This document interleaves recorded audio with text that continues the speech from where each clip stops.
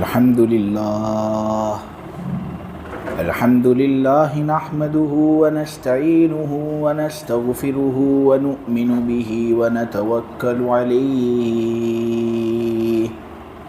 ونعوذ بالله من شرور أنفسنا ومن سيئات أعمالنا من يهده الله فلا مضل له ومن يضلله فلا هادي له ونشهد أن لا إله إلا الله وحده لا شريك له ونشهد أن سيدنا ومولانا وحبيبنا محمدا عبده ورسوله الحمد لله وكفى والصلاة والسلام على رسوله المصطفى وعلى عباده الذين ارتضى ومن بهداهم اهتدى وبآثار أهل المدينة اكتفى أعوذ بالله من الشيطان الرجيم بسم الله الرحمن الرحيم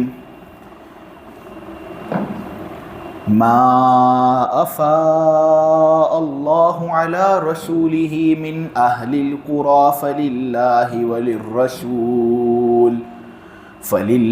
وللرسول ولذي القربى واليتامى والمساكين وابن السبيل كي لا يكون دولة بين الأغنياء منكم وما آتاكم الرسول فخذوه وما نهاكم عنه فانتهوا واتقوا الله إن الله شديد العقاب للفقراء المهاجرين الذين أخرجوا من ديارهم وأموالهم يبتغون فضلا من الله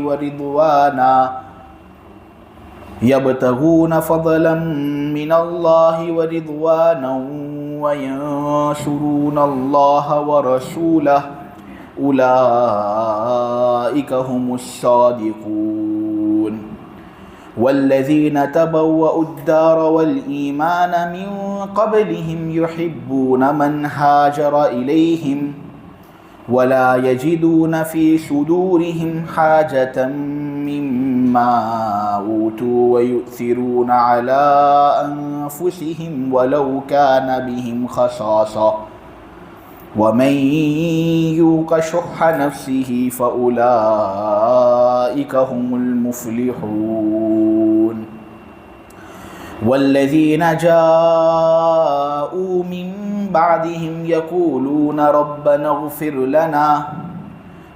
اغفر لنا ولإخواننا الذين سبقونا بالإيمان ولا تجعل في قلوبنا غلا للذين آمنوا ربنا إنك رؤوف رحيم صدق اللہ العظیم۔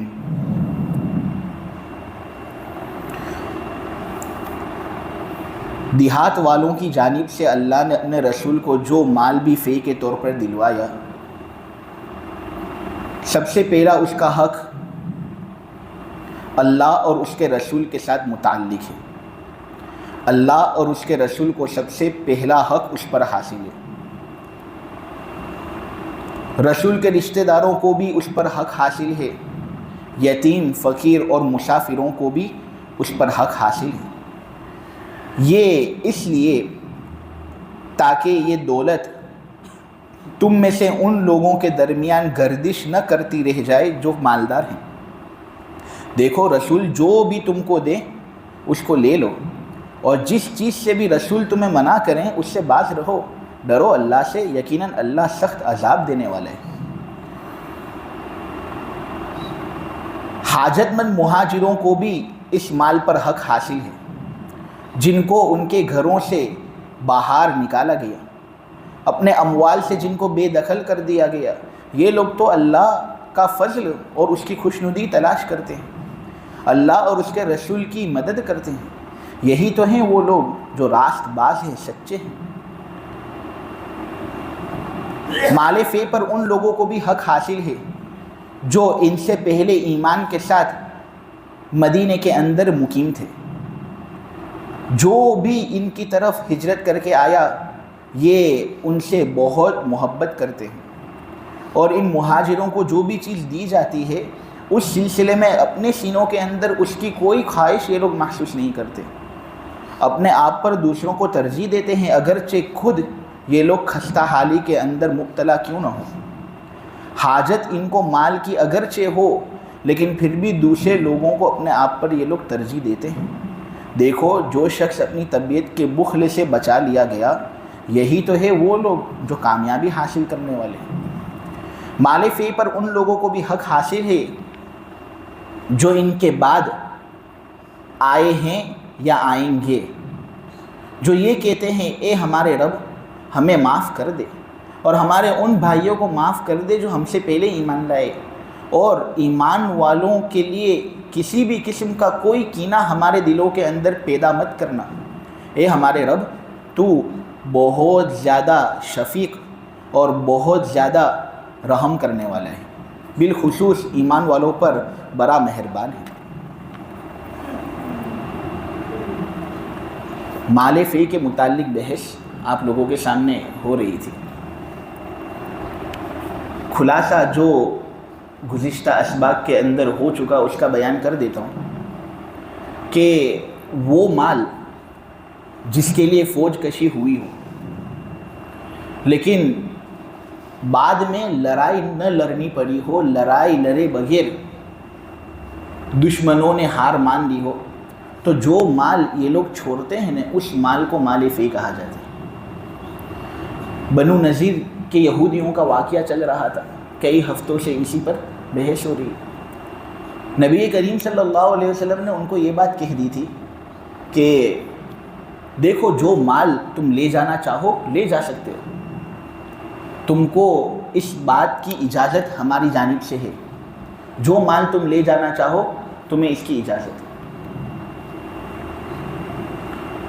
لیکن اس جگہ کو چھوڑنا تمہارے لیے بہت ضروری ہے۔ چنانچہ وہ جو مال لے جا سکتے تھے اس کو تو انہوں نے لے لیا، لیکن زمینیں تو وہ لے نہیں جا سکتے نہیں، ان کی زمینیں وہاں پر اسی طرح پڑی ہوئی تھی۔ اب یہ زمینیں جو بنو نذیر کے یہودیوں کی تھی، مسلمانوں نے اس کے لیے مستقل لڑائی نہیں لڑی نے، تو یہ مال فے ہوا۔ اسی کے بارے میں تفصیلی حکم آپ لوگوں کے سامنے گزشتہ ہفتے بیان کر دیا گیا کہ دیکھو جو لوگ مہم کے اندر شریک ہوئے تھے مال فے پر ان کو کوئی حق حاصل نہیں، مال فے پر حق اللہ اور اس کے رسول کو حاصل ہے۔ وہ جس طرح چاہے اس طرح مصارف کے اندر مال فے کو تقسیم کر سکتے ہیں۔ مصارف پھر بیان ہوئے تھے، 5 مصارف کہ رسول ان 5 مصارف میں سے کسی ایک مصرف پر مال فے کو خرچ کر سکتا ہے۔ رسول اگر چاہے تو خود اپنی ذات پر مال فے کو خرچ کر سکتا ہے، اسی طرح رسول اگر چاہے تو اس کے جو رشتہ دار ہیں اس پر بھی وہ مال فے خرچ کر سکتا ہے۔ رسول اگر چاہے تو یتیموں پر مال فے کو خرچ کر سکتا ہے، فقیروں پر مال فے کو خرچ کر سکتا ہے، اور مسافروں پر مال فے کو خرچ کر سکتا ہے۔ تو یہ 5 مصارف یعنی خرچ کرنے کی جگہیں آپ لوگوں کے سامنے قرآن کے حوالے سے بیان ہوئی تھی۔ پھر اس کے بعد یہ باتیں بیان ہوئی تھی کہ دیکھو 3 طرح کے لوگ ہیں کہ ان 3 میں سے کسی بھی ایک قسم کو تم مال فے دے سکتے ہو جبکہ کوئی مصرف ان پر صادق آتا ہو۔ مہاجروں کو دے سکتے ہو اگر ان 5 مصارف میں سے کوئی ایک مصرف ان پر صادق آتا ہو، انصار کو دے سکتے ہو، اور اسی طرح ان لوگوں کو دے سکتے ہو جو قیامت کے دن تک آنے والے ہیں۔ تم مال فے کی جو رقم ہے اس کو بیت المال میں جمع کروا دو، نہیں پھر مسلمانوں کو اس کی ضرورت ہو تو تم وہ مال فے ان پر خرچ کر سکتے ہو۔ تو یہ تو خلاصہ تھا جو آپ لوگوں کے سامنے بیان ہوا، اس کی تفصیل تو پہلے میں نے آپ لوگوں کے سامنے بیان کر دی۔ پھر گزشتہ ہفتے میں نے یہ بات آپ لوگوں کے سامنے بیان کی تھی کہ مال فے کے احکام بیان کرنے کے اندر ہی اللہ تبارک و تعالی نے 2 اہم اصول کی طرف یہاں اشارہ کیا۔ ایک اصل کی طرف اشارہ کہ لا یکون دولتم بین الاغنیاء منکم کے ذریعے سے ہوا، اور دوسری اصل کی طرف اشارہ وما آتاکم الرسول فخذوہ وما نہاکم عنہ فانتہوا کے ذریعے ہوا۔ پہلی اصل پر بحث کرتے ہیں کہ دیکھو اسلام کا جو نظام ہے نا وہ زکاتی نظام ہے۔ اسلام یہ چاہتا ہے کہ مال جو ایک آدمی حاصل کرتا ہے، کماتا ہے، اس کا نفع فقط اسی پر منحصر نہ ہو، وہی اس مال کا مالک نہیں ہوتا بلکہ اس مال کے ساتھ دوسرے لوگوں کے حق بھی متعلق ہوتے ہیں تاکہ سب کا نفع ہو۔ یعنی سرمایہ دارانہ نظام جو ہوتا ہے، کیپٹلزم، اسلام اس کو بالکل قبول نہیں کرتا، نہ اس کو پسند کرتا ہے۔ کیپٹلزم اور سرمایہ دارانہ نظام کس کو کہتے ہیں؟ تو اسکول کے اندر جو بچے پڑھے ہوتے ہیں ان کو معلوم ہوتا ہے۔ یعنی ایک کمپنی اگر کسی جگہ پر زمین لیتی ہے تو اگر اس کا مائنڈ سیٹ کیپٹلسٹ کا مائنڈ سیٹ ہوتا ہے تو وہ زمین پر قبضہ کر لیتا ہے اور اس پر اپنی کمپنی بناتا ہے، اور اس کمپنی کے اندر جتنا بھی نفع ہوتا ہے نا تو وہ خود اسی کا ہوتا ہے، فل اختیار اس کو اس پر حاصل ہے۔ حکومت بھی اس کے نفع کے اندر کچھ دخل اندازی نہیں کر سکتی، اور وہ اپنے نفع کے ساتھ جو کچھ کرنا چاہے نہیں کر سکتا ہے۔ اس کو کہتے ہیں کیپٹلزم۔ ویسے تو یہ بہت بڑا مسئلہ ہے، اس کو میں نے مختصر طریقے سے آپ لوگوں کے سامنے بیان کیا۔ پرائیویٹ اونرشپ جس کو کہتے ہیں، اسلام اس کو پسند نہیں کرتا۔ اسلام کہتا ہے کہ دیکھو تم کما رہے ہو تو اس میں تمہارا کوئی کمال نہیں، آپ کما رہے ہو تو اس میں تمہارا کوئی کمال نہیں، اس لیے کہ تم سے زیادہ صلاحیت والے لوگ دنیا کے اندر موجود ہیں۔ تم سے زیادہ صلاحیت والے لوگ جب دنیا کے اندر موجود ہیں تو جس طرح تم نفع حاصل کر رہے ہو ان کو تم سے زیادہ نفع ملنا چاہیے نا۔ لیکن بہت سی مرتبہ ایسا ہوتا ہے کہ کمزور کو نفع ملتا ہے لیکن جو طاقتور اس فن کے اندر ہوتا ہے اس کو نفع نہیں ملتا، کیونکہ یہ اللہ کا فضل ہے، وہ جس پر اپنا فضل نازل کرنا چاہے نازل کر سکتا ہے۔ تو جب یہ مال اللہ ہی کا دیا ہوا ہے تو نظام اسلام کا کچھ ایسا ہے کہ دیکھو اس پر ملکیت تم کو حاصل ہوتی ہے، لیکن اس کے اندر شریعت کا بھی کچھ حق لگتا ہے اور زکوٰۃ وغیرہ بھی دینی پڑتی ہے تاکہ پوری سوسائٹی کا فائدہ ہو۔ مال میں سے 40واں حصہ نکالنا پڑتا ہے۔ یہ ہے زکاتی نظام کہ اگر پوری دنیا اس پر عمل پیرا ہو جائے نا، میرے عزیز و واقعتاً میں کہہ رہا ہوں کہ دنیا سے غربت اور فقیری ختم ہو سکتی ہے۔ بلکہ اگر تمام مسلمان ہی فقط زکوٰۃ پابندی سے ادا کرنا شروع کر دیں تو اکثر ممالک سے غربت، افلاس اور فقیری دور ہو سکتی ہے۔ لیکن افسوس کہ آج پوری امت کے اندر اگر اپنے استقراء کریں اور حساب لگائیں تو مشکل سے 5 to 10% لوگ بھی زکوٰۃ ادا نہیں کر رہے، تو پھر غربت اور افلاس اور فقیری مٹے گی کس طرح؟ تو یہ ایک اشارہ تھا جو اس آیت سے ہمیں حاصل ہو رہا تھا کہ اسلام اس طرح نظام کو پسند نہیں کرتا کہ فقط چند ہی مالداروں کے درمیان دولت سمٹ کر آ جائے۔ اسلام چاہتا ہے کہ پوری سوسائٹی ترقی کرے۔ اگر کوئی آدمی دھندے کے اندر ترقی کر رہا ہو تو اس کو نفع اس کا ملے گا، نے ملکیت بھی اسی کو حاصل ہوگی، لیکن کچھ پرسنٹیج اس کو اللہ کے راستے میں دینا پڑے گا، اسلامی حکومت کو دینا پڑے گا تاکہ وہ غریب لوگوں کے درمیان تقسیم ہو اور پوری سوسائٹی کو ترقی حاصل ہو۔ اسی لیے تو آپ دیکھیں گے کہ سود کو حرام کر دیا گیا اور جوئے کو حرام کر دیا گیا، اس لیے کہ جوئے اور سٹے کے اندر کیا ہوتا ہے کہ کچھ لوگ اس طرح کھیلتے ہیں اور اس میں ایک آدمی پوری دولت سمٹ کر لے جاتا ہے، باقی سب لوگ منہ دیکھتے رہ جاتے ہیں۔ اسلام اس کو نہیں پسند کرتا۔ سود کے اندر کیا ہوتا ہے کہ اگر کوئی آدمی مدت متعین کے اندر رقم ادا نہیں کرتا تو اس پر وہ بڑھتا رہتا ہے، تو اس کا تو بیچارے کا نقصان ہوتا ہے اور ایک آدمی پوری کی پوری دولت حاصل کر لیتا ہے۔ تو اس لیے اس نظام کو شریعت نے حرام کیا کیونکہ اس کے اندر سوسائٹی کا نقصان ہے۔ اگر ہر ایک شخص کو دیکھا جائے تو گنے چنے چند لوگوں کا نفع ہے، لیکن پوری سوسائٹی پر اگر نظر رکھی جائے تو اس اعتبار سے نقصان ہی نقصان ہے۔ میراث کا حکم آپ دیکھیں تو پہلے کے زمانے کے اندر جو بالغ مرد ہوتے تھے نا ان کو ہی میراث ملتی تھی، اس لیے کہ اگر ان کو میراث نہیں ملے گی تو پھر لڑائی جھگڑا کریں گے، مارم ماری کریں گے، تو فقط انہی کو حق دے دیا جاتا تھا، عورتوں کو بھی حق نہیں دیا جاتا تھا اور اسی طرح بچوں کو بھی حق نہیں دیا جاتا تھا۔ اسلام نے اس سسٹم کو توڑا، اس کو کھوکھلا کیا، جڑ سے اکھاڑا، نیست و نابود کیا، کیونکہ اسلام یہ چاہتا ہے کہ تمام لوگ ترقی کرے۔ تو میراث کے جتنے حصے بن سکتے تھے اسلام نے ان حصوں کو بیان کیا اور حق عورتوں کو بھی دیا، چھوٹے بچوں کو بھی دیا، اور اسی طرح جو بالغ مرد ہیں ان کو بھی دیا، اور سب کے حصے لگائے تاکہ رقم پوری سوسائٹی کے اندر تقسیم ہو۔ سب لوگ ترقی کریں. بہت سے اقوام آج ایسی بھی دنیا کے اندر ہے جو عورتوں کو میراث ہی نہیں دیتی، اور پھر وہ اس کے دعوے دار ہوتے ہیں کہ ہم انسانیت کو بہت زیادہ پروموٹ کرتے ہیں. یہ کون سی انسانیت کہ وہ باپ مر جاتا ہے اور اس کی بیٹی کو ہی حق نہیں ملتا؟ بیٹے کو تو ملتا ہے، تو بیٹی نے کیا گناہ کیا کہ اس کو حق نہیں ملتا؟ تو یہ تو انسانیت کے خلاف ہے نا. لیکن اسلام نے بہت سالوں پہلے یہ تجویز عورتوں کے لیے قائم کر دی تھی کہ ان کو بھی میراث کے اندر حق ملنا چاہیے. تو یہ اسی لیے کیونکہ اسلام کیپٹلزم کا انکار کرتے ہیں. جنگ جو لڑی جاتی ہے، فوجی لوگ جو جنگ لڑتے ہیں تو اس کے اندر مال غنیمت بہت زیادہ حاصل ہوتا ہے. تو چلو مال غنیمت تو جو مجاہد لوگ ہوتے ہیں ان کے درمیان تقسیم کر دیا جاتا ہے، لیکن اگر اس طرح مال فے اگر کسی فوج کو حاصل ہو جائے کہ انہوں نے فوج کشی تو کی لیکن لڑائی جھگڑا حاصل کیے بغیر ہی ایک فریق نے ہار مان لی تو سارا مال انہوں نے لے لیا. اب سارا مال اسلام یہ کہتا ہے اس کے بارے میں کہ تم فقیروں پر خرچ کرو، یتیموں پر خرچ کرو، مسکینوں پر خرچ کرو. کیوں؟ اس لیے کہ تمام سوسائٹی کو ترقی دینا مقصود ہے. یہ اسلام کا نقطۂ نظر ہے کہ اگر کوئی آدمی اس پر عمل کرے تو واقعتاً دنیا بدل سکتی ہے. تو یہ ایک لطیف اشارہ تھا جو اس آیت سے ہمارے سامنے واضح ہو رہا تھا. آپ لوگوں کو بات سمجھ میں آئی؟ تو خلاصہ یہی ہے کہ اسلام اس نظام کو پسند نہیں کرتا کہ فقط دولت چند مالداروں کے ہاتھوں کے اندر سمٹ کر آ جائے. اسلام یہ پسند کرتا ہے کہ پوری سوسائٹی ترقی کرے اور آدمی جو مال کماتا ہے اس پر فقط اسی کا حق نہ ہو، اکثر تو اس کا ہوگا کہ اسی نے کمائے. اگر تم کہو کہ اس میں تیرا کوئی حق ہی نہیں ہے تو اس میں اس پر ظلم ہوگا. ہاں لیکن اس کا 40واں حصہ نکالے وہ اور فقیروں کو دے تو انشاءاللہ اس کے اندر بھی برکت ہوگی، پوری سوسائٹی بھی ترقی کرے گی. جو دوسری اصل کی طرف اشارہ یہاں پر ہو رہا ہے وہ اس آیت وما آتاکم الرسول فخذوہ وما نہاکم عنہ فانتہوا کے ذریعے سے ہو رہے ہیں.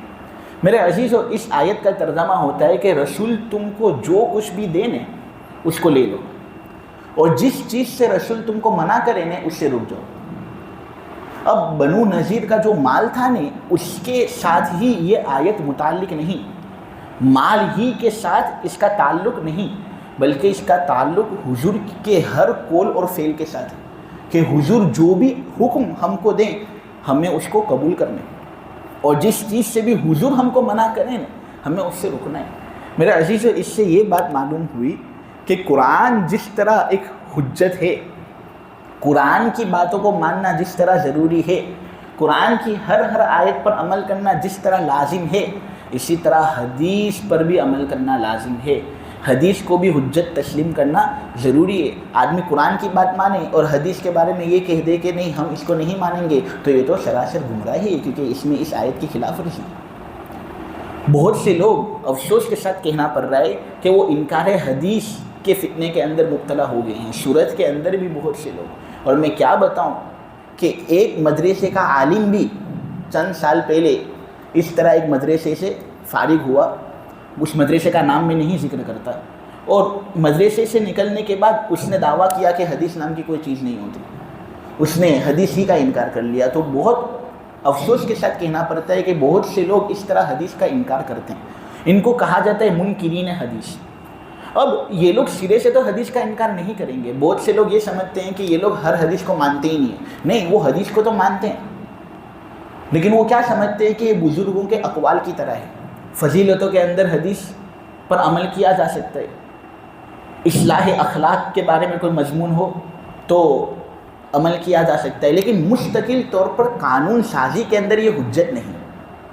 قرآن جس طرح قانون بناتا ہے نا، اس طرح حدیث کے ذریعے سے تم کسی کو کسی بات کا حکم نہیں دے سکتے، تم اس کو کسی چیز سے روک نہیں سکتے، اس کے ذریعے سے قانون بنتا نہیں. یہ ہے منکرین حدیث کا اصل منشا. حالانکہ یہ بالکل کھوکھلی بات ہے اور بے اصل بات ہے، کیونکہ دیکھو خود قرآن کے اندر یہ بات کہی گئی ہے کہ رسول تم کو جو بھی حکم دے اس کو لے لو، جس چیز سے بھی تم کو منع کریں اس سے باز رہو. اس سے کیا بات معلوم ہوئی کہ حدیث کو بھی قانون کے اندر ایک حجیت کی حیثیت حاصل ہے. اور آپ دیکھیں قرآن کے اندر سورہ قیامہ میں ثم ان علینا بیانہ اللہ نے ارشاد فرمایا. اللہ اس آیت کے اندر یہ بات کہہ رہے ہیں کہ دیکھو قرآن کے اندر ایک طرح کا اجمال ہے. بہت سی باتیں فقط ترجمے سے سمجھ میں نہیں آتی. اس کی وضاحت کرنی پڑتی ہے. اسی لیے تو تفسیر کی جو مجالس ہے وہ جگہ جگہ منعقد کی جاتی ہے تاکہ لوگ قرآن کے بارے میں کچھ سمجھ بوجھ حاصل کریں. اللہ یہ کہہ رہے ہیں کہ اے نبی یہ قرآن جو ہے نا یہ ہماری طرف سے ہے اور اس کی جو وضاحت تم کرو گے نا وہ بھی ہماری طرف سے ہے. اور حضور نے وضاحت قرآن کی حدیث کے ذریعے سے کی نا معلوم ہوا وہ بھی اللہ کی طرف سے. تو جس طرح قرآن کو مانا جاتا ہے اس طرح حدیث کو بھی مانا جائے گا کیونکہ دونوں اللہ کی طرف سے. یہ قرآن کی آیت سے ثابت ہوا. تو جو لوگ یہ کہتے ہیں کہ حدیث نام کی کوئی چیز نہیں ہوتی اور حدیث کا انکار کرتے ہیں, اس کو قانون سازی کے اندر حجت نہیں مانتے, تو ہم یہ کہتے ہیں قرآن کو مانتے ہو یا نہیں؟ قرآن کو اگر ماننا ہو تو حدیث کو ماننا ضروری, کیونکہ خود قرآن کے اندر حدیث کو ماننے کے لیے کہا گیا ہے. ترمذی کے اندر ایک حدیث بھی ہے بہت مشہور حدیث کہ اللہ خوش خرم رکھے اس آدمی کے چہرے کو جو میری بات سنے. نبی کریم صلی اللہ علیہ وسلم نے کہا اللہ تر و تازہ رکھے اس آدمی کے چہرے کو, بارونق کر دے اس آدمی کے چہرے کو جو میری بات سنتا ہو, پھر اس کو یاد کرتا ہو اور پھر اس کو آگے پہنچاتا ہو. معلوم ہوا کہ جو علماء حضور کی حدیثیں یاد کرتے پھر اس کو آگے پہنچاتے ہیں ان کے چہروں پر ایک طرح کا نور الگ ہوتا ہے. اب یہ نور کبھی کبھی تو ظاہر ہوتا ہے, تو کبھی کبھی یہ نور جو ہوتا ہے یہ اللہ پوشیدہ رکھ دیتا ہے اور آخرت کے دنوں کے اندر وہ ظاہر ہوگا. تو اس کا مطلب یہی نہیں کہ اگر کسی عالم کی صورت اچھی نہ ہو تو اس کے اوپر نور نہیں, نور تو ہے لیکن وہ قیامت کے دن ظاہر ہوگا. اب حدیث سے میں یہ بات بتانا چاہ رہا ہوں میرے عزیزوں کہ دیکھو اللہ نے نبی کریم صلی اللہ علیہ وسلم کے ذریعے سے یہ بات ہم تک پہنچائی کہ اللہ خوش و خرم رکھے اس آدمی کے چہرے کو جو حضور کی باتوں کو آگے پہنچاتا ہے. اس کو یاد کر لینے کے بعد پھر کہا کہ بہت سی مرتبہ ایسا ہوتا ہے کہ ایک آدمی حدیث تو سن لیتا ہے لیکن وہ حدیث کا معنی برابر اچھے طریقے سے سمجھ نہیں پاتا.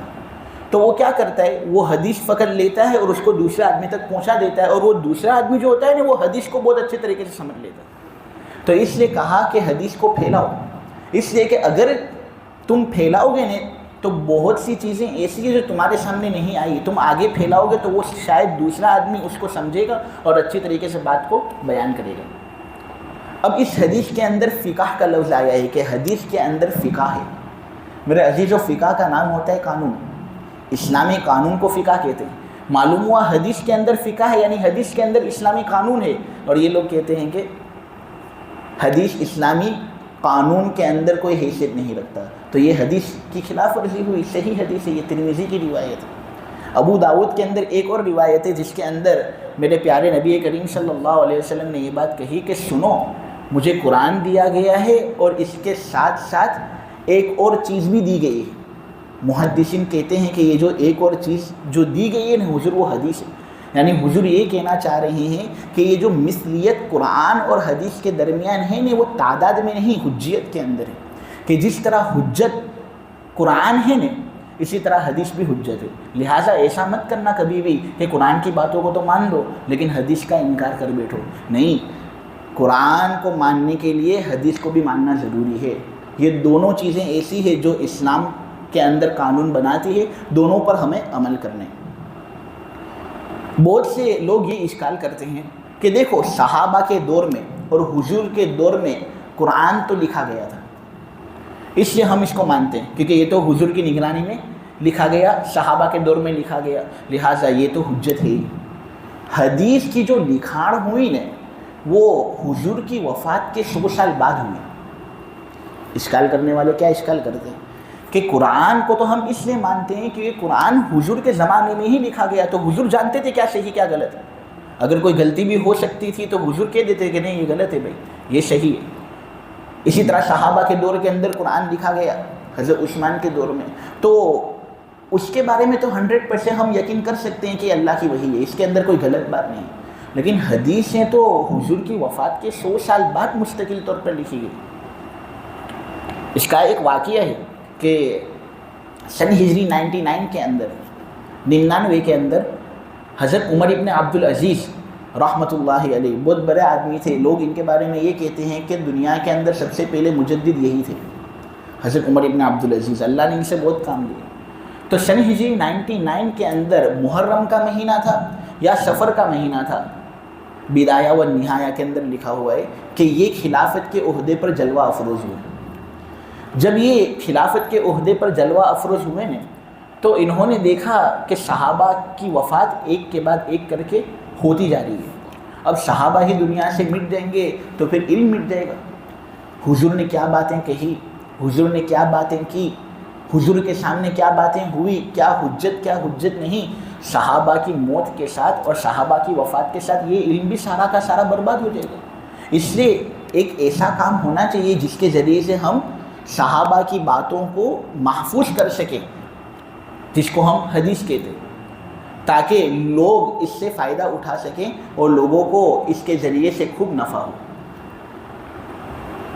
तो हज़रत उमर इब्न अब्दुल अज़ीज़ ने अपने ज़माने हुकूमत के अंदर ये किया कि जितने भी ममालिक थे न जो इनके काबू और कुदरत के अंदर थे, तमाम गवर्नरों की तरफ खत लिखा कि देखो भाई तुम हदीसें जमा करना शुरू कर दो, इसलिए कि सहाबा की वफ़ात हो जाएगी तो फिर इस सूरत में हदीस का सिलसिला ज़ायब हो जाएगा, उम्मत क्या करेगी।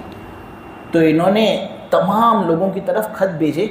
बुखारी के अंदर ये बात लिखी हुई है कि एक खत काजी अबू बकर इब्ने मोहम्मद इब्ने अम्र इब्ने हज़्म की तरफ भी भेजा गया। क्या नाम?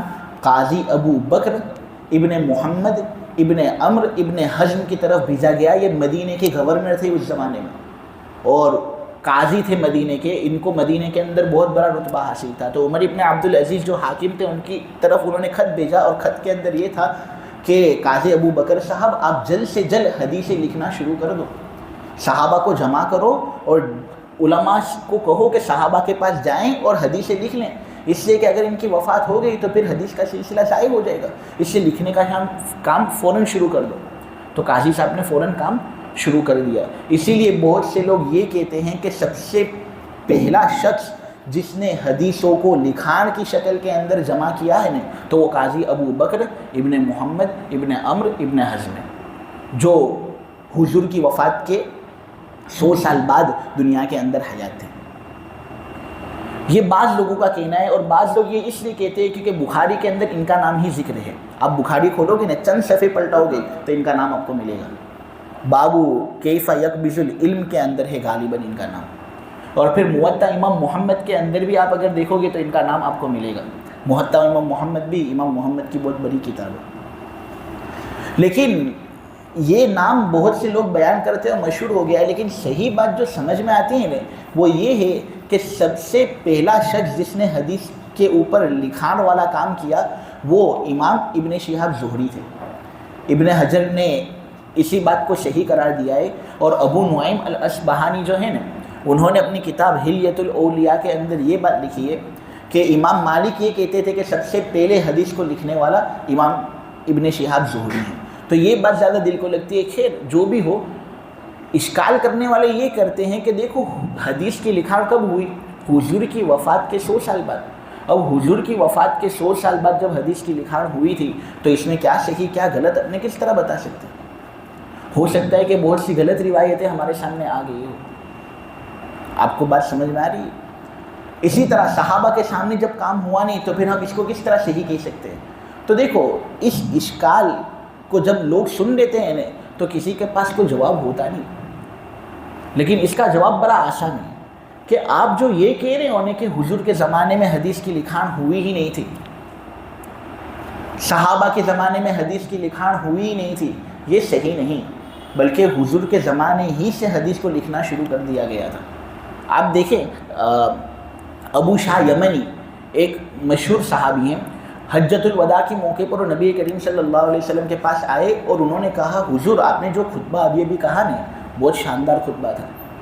अब खुतबा हुजूर का हदीस ही पर होगा ना, हदीस ही पर होगा क्योंकि हुजूर की बातों को हदीस कहा जाता है। तो हुजूर ने खुतबा दिया तो हुजूर की बातें थी। तो उन्होंने कहा कि आप ज़रा ये मुझे लिखवा दो ने। तो हुजूर ने अपने सहाबा से कहा कि देखो ये मेरे सहाबा अबू शाह के लिए ये सब खुतबा लिख लो तुम। देखो यहाँ पर हदीस लिखने का हुक्म हुजूर ने दिया, मालूमा लिखने का काम हुजूर के ज़माने से ही शुरू हो गया था। और इसी तरह बड़े बड़े सहाबा जो है, अबू हुरैरा, ये जब हदीस देते थे नहीं तो इनके बहुत से शागिर्द मजलिस ही के अंदर ऐसे होते थे जो पूरी पूरी हदीसें लिख लेते थे। एक इनके शागिर्द थे हम्माम इब्ने मुनब्बिह, انہوں نے ابو ہریرہ سے جو حدیثیں سنی تھی نا، انہوں نے اس کو ایک صحیفے کے اندر جمع کر دیا تھا، جس صحیفے کا نام تھا صحیفہ حمام ابن منبہ۔ برلن کے اندر بھی غالباً آج جرمنی کے اندر یہ نسخہ آپ کو مل سکتا ہے۔ تو یہ حمام ابن منبہ کا جو صحیفہ ہے یہ کب لکھا گیا تھا؟ حضرت ابو ہریرہ کے سامنے۔ تو یہ تو معلوم ہوا کہ صحابہ کے زمانے ہی سے حدیث کی لکھنا شروع ہو گئی تھی نا، اور پھر اس کو بڑے بڑے اماموں نے اپنی کتابوں کے اندر بھی نقل کیا، امام احمد نے، امام مسلم نے، اور ہو بہو نقل کیا ہے۔ دیکھنے والے کہتے ہیں کوئی فرق ہی نہیں ہے۔ یہ ہمارے ائمہ کی امانت داری تھی اور امانت داری تھی کہ انہوں نے ہو بہو نقل کیا، کچھ اپنی طرف سے کمی بیشی کی نہیں۔ تو یہ ابو ہریرہ کا جو نسخہ تھا یہ صحابہ کے سامنے ہی لکھا گیا۔ میرے عزیزو، اسی طرح حضرت عمرو بن العاص رضی اللہ تعالی عنہما ایک بہت بڑے صحابی تھے، وہ بھی حدیثیں لکھا کرتے تھے حضور کے سامنے ہی۔ ایک مرتبہ انہوں نے حضور سے پوچھا کہ حضور میں یہ جو حدیثیں لکھتا ہوں آپ کی، کیا میں لکھ سکتا ہوں؟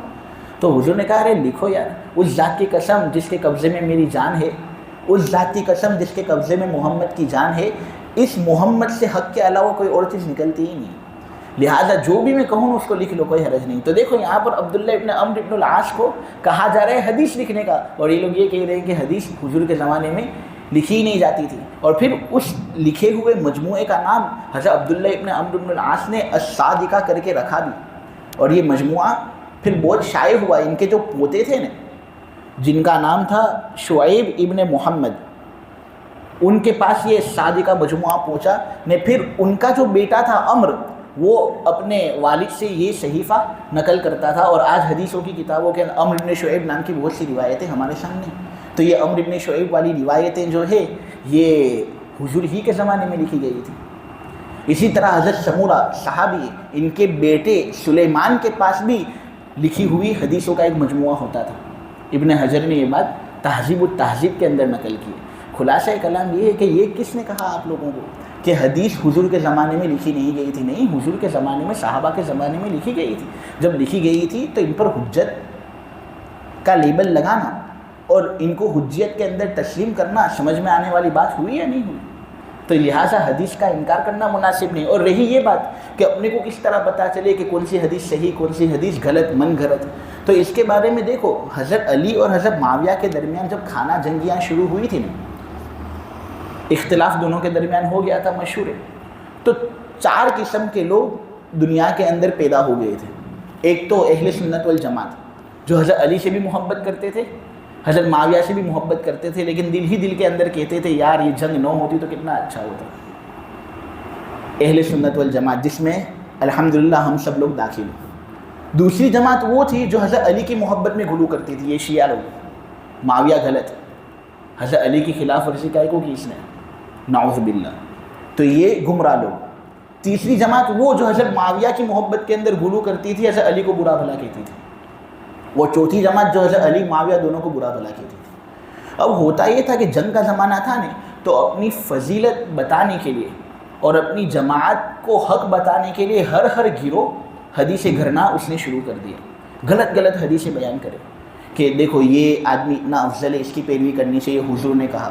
تو یہ سب غلط غلط باتیں پھیلنی جب شروع ہوئی نا، تو جو موجود صحابہ تھے نا، انہوں نے کہا کہ یہ تو حضور کے نام پر بدنامی ہو رہی ہے، غلط غلط باتیں لوگ سیاسی امور کی وجہ سے پھیلانا شروع کر دیں۔ اس لیے انہوں نے 3 کام کرنے شروع کیے۔ نمبر 1 سند، نمبر 2 نقد روات، اور نمبر 3 توثیق اکابر۔ یعنی انہوں نے ہر بات کو قبول کرنے سے پہلے سند دریافت کرنا شروع کیا کہ دیکھو یہ جو تو بات بیان کر رہے یہ کس کے حوالے سے بیان کر رہے، تو کیا اپنی طرف سے اس کو گویا ٹھوک رہا ہے، یا یہ کہ تو کسی کے حوالے سے یہ بات بیان کر رہا ہے، پہلے یہ بتا۔ تو دیکھو اس کے ذریعے سے بات معلوم ہو جاتی تھی کہ یہ کیا غلط بات کہہ رہے ہیں یا صحیح بات کہہ رہے ہیں۔ نے پھر جو آدمی بات کر رہا ہے اس پر بھی مستقل تنقید ہوتی تھی کہ یہ بہت جھوٹا آدمی تو نہیں ہے، سچا آدمی ہے، جھوٹا آدمی ہے، شرابی ہے، جوا کھیلتا ہے، یا پہلی صف کے اندر نماز پڑھتے ہیں۔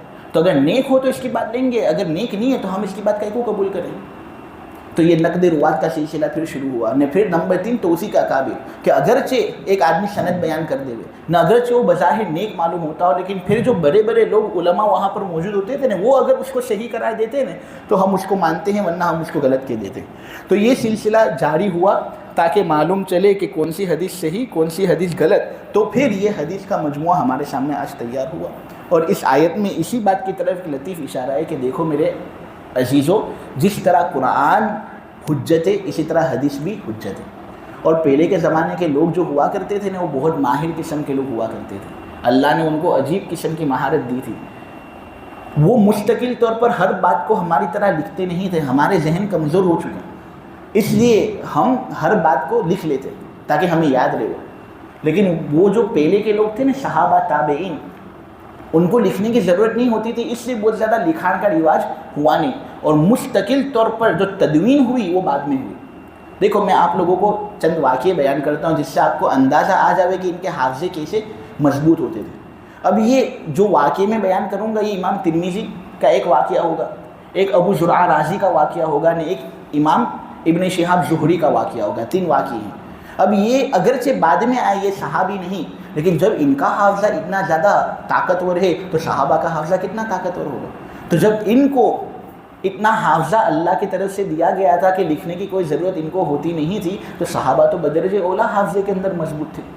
تو جب حافظے اتنے زیادہ مضبوط ہو تو لکھے کون؟ لیکن پھر بعد والوں نے کہا کہ جو بات لکھی جاتی ہے وہ یاد ہونے کی طرح تو نہیں ہوتی نا، یاد کے اندر کچھ نہ کچھ کمزوری ہوتی ہے، لکھی ہوئی باتوں کے اندر قوت ہوتی ہے، اس لیے بعد والوں نے پھر لکھنا شروع کیا۔ دیکھو امام ترمذی رحمۃ اللہ علیہ کے بارے میں ایک واقعہ منقول ہے کہ بڑی عمر جب ان کی ہو گئی تھی نا تو یہ نابینا ہو گئے تھے،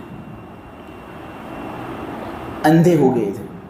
ایک مرتبہ اپنے شاگردوں کے ساتھ یہ کسی جنگل کا سفر کر رہے تھے، اور جنگل کا سفر کر رہے تھے، چل رہے تھے کہ اچانک ہوا یہ کہ اچانک انہوں نے اپنا سر نیچے جھکا دیا۔ اچانک تمام شاگردوں نے پوچھا کہ حضرت آپ نے ایسا کیوں کیا کہ ہم سب چل رہے ہیں، عام راستہ ہے کہ اچانک اپنا سر نیچے جھکا لیا؟ تو حضرت امام ترمذی نے کہا، ارے میں بیوقوف نہیں، یہاں پر ایک کیکر کا درخت تھا، اس وجہ سے میں نے اپنا سر جھکایا، مجھے لگا کہ ابھی بھی یہاں پر ہوگا اس لیے میں نے اپنا سر جھکایا۔ اب انہوں نے کہا حضرت یہاں پر کوئی کیکر کا درخت نہیں، آپ کیوں اپنا سر جھکا رہے ہو خالی خالی؟ پھر جب وہ گاؤں کے بوڑھے لوگ تھے نا، ان کو پوچھا گیا کہ یہاں پر کوئی کیکر کا درخت تھا یا نہیں، تو انہوں نے کہا ہاں ہم جب چھوٹے تھے نا تب ایک کیکر کا درخت یہاں پر لگا رہتا تھا۔ امام ترمذی جب آنکھوں سے دیکھ سکتے تھے نا، تب کسی زمانے میں انہوں نے سفر کرتے ہوئے کیکر کا درخت یہاں پر دیکھ لیا تھا کہ آج نابینا ہو گئے تھے، اس کے باوجود ان کو پتہ ہے کہ یہاں پر کیکر کا درخت تھا۔ یہ ان کے حافظے کا عالم۔ اب یہ واقعہ ہم نے ہمارے اساتذہ سے سنا ہے، مفتی عبید صاحب نے یہ واقعہ ہمارے سامنے بیان کیا، مفتی احمد خان پوری صاحب کی زبانی ہم نے یہ واقعہ سنا ہے، بہت سے بڑے بڑے لوگوں نے یہ واقعہ بیان کیا، لیکن میں نے کتابوں کے اندر وہ چھان بین کی، تو چھان بین کرنے کے باوجود مجھے یہ حوالہ مل نہ سکا کہ اس کا حوالہ کیا ہے۔ خیر بڑے لوگ بیان کرتے ہیں، ان کی باتوں کے اندر بھی ایک طرح کی حجت ہوتی ہے، انہوں نے بات بیان کی، میں نے ان کے حوالے سے بات بیان کر دی، لیکن کتاب کے اندر اس کا حوالہ مجھے مل نہ سکا۔ دوسرا واقعہ امام ابن شہاب زہری کا ہے، جامع بیان العلم نام کی ایک کتاب ہے، اس کے اندر یہ واقعہ موجود ہے۔ امام ابن شہاب زہری یہ کہتے ہیں کہ ایک مرتبہ میں مقام بقیع کے پاس سے گزر رہا تھا، اور وہاں پر بازار لگا کرتا تھا مدینے کے اندر۔ اب بازار کے اندر تو ہوتی ہیں نا بےہودہ باتیں، کوئی جھوٹ کہہ رہا ہے، کوئی دھوکہ دے رہا ہے، تو کوئی گندے الفاظ استعمال کر رہا ہے، تو بازار کے اندر اس طرح بےہودہ باتیں بہت ہوا کرتی ہیں۔ تو امام ابن شہاب زہری یہ کہہ رہے ہیں کہ جب میں مقام بقیع کے پاس سے گزرتا نا تو میں اپنے کان اس طرح بند کر دیتا تاکہ کوئی بےہودہ بات ان کانوں کے اندر پڑ نہ جائے۔ پھر کہتے ہیں اللہ کی قسم جس کے قبضے میں میری جان ہے، جب سے میں نے ہوش سنبھالا ہے نا تب سے جو بھی چیز کان کے اندر پڑ گئی ہے نا وہ یاد رہ جاتی ہے، اس لیے میں اپنے کان بند کر لیتا ہوں بازار سے گزرتے وقت تاکہ کوئی بےہودہ بات سن نہ لوں، ورنہ وہ دماغ میں اٹک جائے گی، بے ادبیاں پھر ہوں گی۔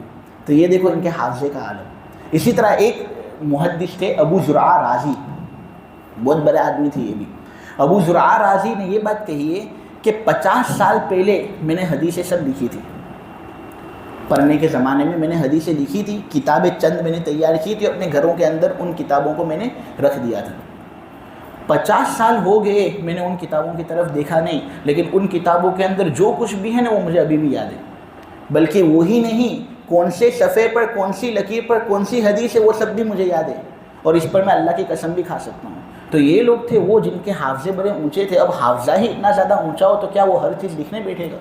تو اس لیے بہت زیادہ لکھنے کا اہتمام شروع کے زمانے میں ہوتا نہیں تھا، لیکن پھر بعد میں مستقل طور پر کتابیں چھاپی گئی، اس طرح لکھنے کا کام شروع ہوا. کیونکہ بعد والے لوگ پہلے والے لوگوں کی طرح نہیں تھے، بعد والے لوگ پہلے والے لوگوں کی طرح نہیں تھے، ان کے اندر قدرے کمزوریاں تھیں. اس لیے اس کمزوری کی تلافی کرنے کے لیے ان کے لیے لکھی ہوئی بات سامنے پیش کی گئی تاکہ ان کے لیے استفادہ حاصل ہو جائے. تو معلوم یہ ہوا میرے عزیزوں، ایک تو اسلام کیپٹلزم کو پروموٹ نہیں کرتا، وہ یہ چاہتا ہے کہ تمام لوگ ایک ساتھ ترقی کریں. اور دوسری بات یہ کہ اسلام جو ہے نا وہ یہ بات بتا رہا ہے کہ قرآن جس طرح حجت ہے اس طرح حدیث بھی حجت ہے، دونوں میں سے کسی ایک کا انکار کرنا بھی مناسب نہیں. اللہ تبارک و تعالی سب سے زیادہ عمل کی توفیق مجھے عطا فرمائے نے، پھر آپ لوگوں کو عطا فرمائے. سبحانک اللہم بحمدک وتبارک اسمک وتعالی جدک ولا الہ غیرک. اللہم صلی علی سیدنا مولانا محمد النبی الامی وعلی آلہ وسلم تسلیما. یا ربی صلی وسلم دائما ابدا علی حبیبک خیر الخلق کلہم. اے اللہ ہمارے گناہوں کو معاف فرما دے، مولا ہماری خطاؤں سے درگزر فرما دے. بے شک مولا کریم نبی کریم صلی اللہ علیہ وسلم نے بڑی محنتوں کے ذریعے سے یہ دین ہم تک پہنچایا، قرآن اور احادیث کے ذریعے سے یہ دن ہم تک پہنچا. اے اللہ انکار حدیث کے فتنے سے ہماری پوری پوری حفاظت فرما، انکار قرآن کے فتنے سے اے اللہ تو ہماری پوری پوری حفاظت فرما. ہر حدیث پر عمل کرنے والا ہمیں بنا دے، قرآن کی ہر آیت پر ہمیں عمل کرنے والا بنا دے. اے اللہ جو یہ کیپٹلزم کا سلسلہ دنیا کے اندر شروع ہو چکا ہے، اے اللہ اس سے دنیا کو تو پاک اور صاف فرما.